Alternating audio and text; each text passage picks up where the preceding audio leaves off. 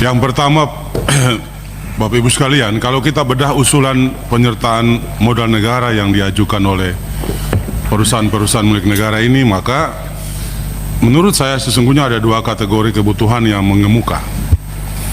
Yang pertama itu kebutuhan adanya penambahan modal untuk merealisasi public service obligation atau penugasan pemerintah untuk melaksanakan proyek atau pekerjaan tertentu.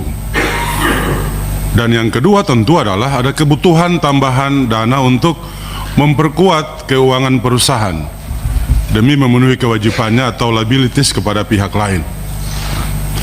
Untuk hal yang pertama, kami setuju pemerintah harus melakukan suntikan dana segar kepada perusahaan-perusahaan yang melaksanakan penugasan-penugasan pemerintah tersebut, sehingga proyek yang dikerjakan itu tidak kemudian mengganggu keuangan perusahaan. Jika tidak, kita semua secara rasional tahu betul bahwa dipastikan perusahaan-perusahaan tersebut akan mengalami masalah yang serius. Dan kondisi itu terjadi karena memang soal tata kelola yang buruk di masa lalu. Peserta Asabri yang adalah TNI Polri dan PNS yang bekerja di lingkungan TNI Polri tidak mau tahu dengan tata kelola yang buruk di jajaran manajemen. Yang mereka kehendaki atau mereka inginkan adalah hak mereka itu terpenuhi ketika saatnya jatuh tempo itu tiba. Dan dalam kondisi seperti sekarang memang masalah. Kita tidak bisa menutup mata terhadap masalah bahwa ada gap yang sangat besar antara penerimaan premium dan pembayaran klaim yang akan jatuh tempo dalam waktu dekat ini. Pertanyaannya, lalu dari mana sumber keuangan yang untuk memenuhi kewajiban itu? Kalau itu tidak dilakukan, maka sekali lagi Asabri menjadi kontributor untuk memperburuk industri perasuransian di Indonesia. Kalau itu tidak dilakukan, mau tidak ada pilihan lain, itu harus dilakukan. Karena apa?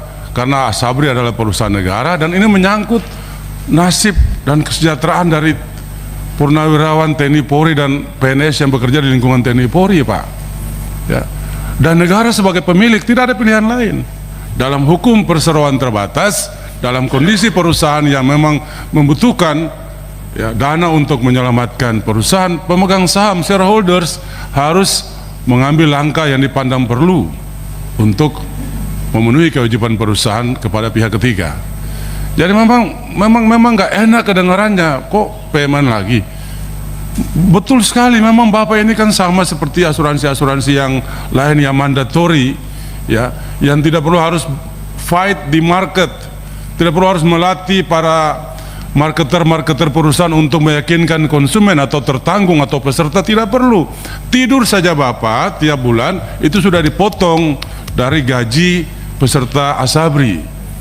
Nah, mengelola perusahaan yang mandatori bisnis seperti begini sebenarnya mestinya harus kita mendapatkan kisah-kisah sukses, success story, cerita-cerita yang luar biasa, legasi yang baik yang harus ditinggalkan kepada perusahaan dan kepada bangsa dan negara ini. Tapi memang dalam kasus Bapak ada di situasi yang tidak tepat. Nah, saya setuju Asabri membutuhkan payment, karena saya tidak mau nanti rakyat dirugikan dan ada instrumen negara di situ yang harus kita pertanggungjawabkan. Dan saya tidak mau juga kalau tidak diselamatkan nanti atau tidak dibantu nanti Asabri menjadi kontributor merusak citra industri perasuransian di tanah air. Dan itu sulit untuk memulihkan market trust itu, dan trust kepada negara juga akan hilang karena ini perusahaan milik negara. Jadi memang ini buah si malakama, kalau tidak kita bantu Asabri akan bermasalah. Tapi kita harus bantu karena memang secara rasional kita menemukan ada fakta kebutuhan yang dapat dipertanggungjawabkan kebutuhan itu. Nah, sama misalnya dengan ID Food sama juga, atau RNI sama juga. Ada penugasan pemerintah untuk cadangan pangan pemerintah yang kalau di monetize itu 14. Mengenai pertanyaan ketika FGD, saya waktu itu bertanya, ingin penjelasan tertulis tentang uang potongan gaji prajurit yang 10%. Yang ada prajurit di Indonesia kita ini, di Republik kita ini 400 84.000 yang dipotong langsung dari gajinya, yang kemudian dikumpulkan ke rekening Asabri setiap bulan dan nilainya ratusan miliar, dan tentunya setiap tahun di atas 1 triliun gitu. Dan selama Pak Dirut dan jajaran ini jabat dari misalnya 2020 sampai 2023, Pak, tentu kan sudah tahu, Pak, ini belum jelas saya, tentu sudah Bapak tahu nilai uang premi yang Bapak potong dari para prajurit lebih dari 4 triliun gitu. Yang ingin saya juga jawaban detail dan belum saya dapat, ini Pak Dirut dan Direksi Investasi dan Aset dialokasikan kemana, Pak, yang setiap bulan, setiap tahun ini diterima gitu. Misalnya apakah ada dibelikan saham dan jenis apa, Pak?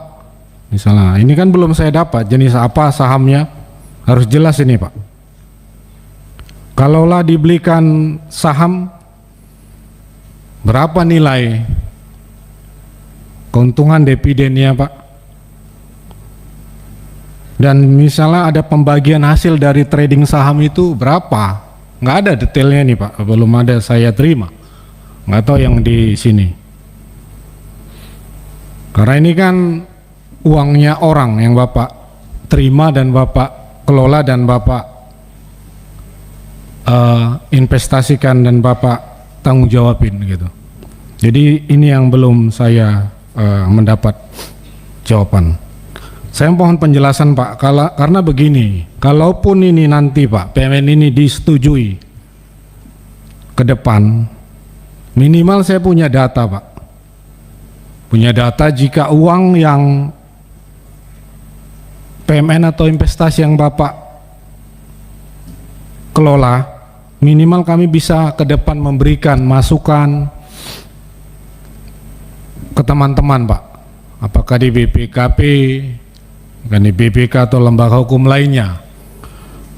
Karena memang saya selama dari 10 tahun lalu mengikuti perkembangan dari asuransi-asuransi lain seperti Asabri dan Jiwasraya dan Taspen juga gitu. Itu, Pak, Pak Dirut dan jajaran ingin saya detail untuk saya jawabannya. Kemudian yang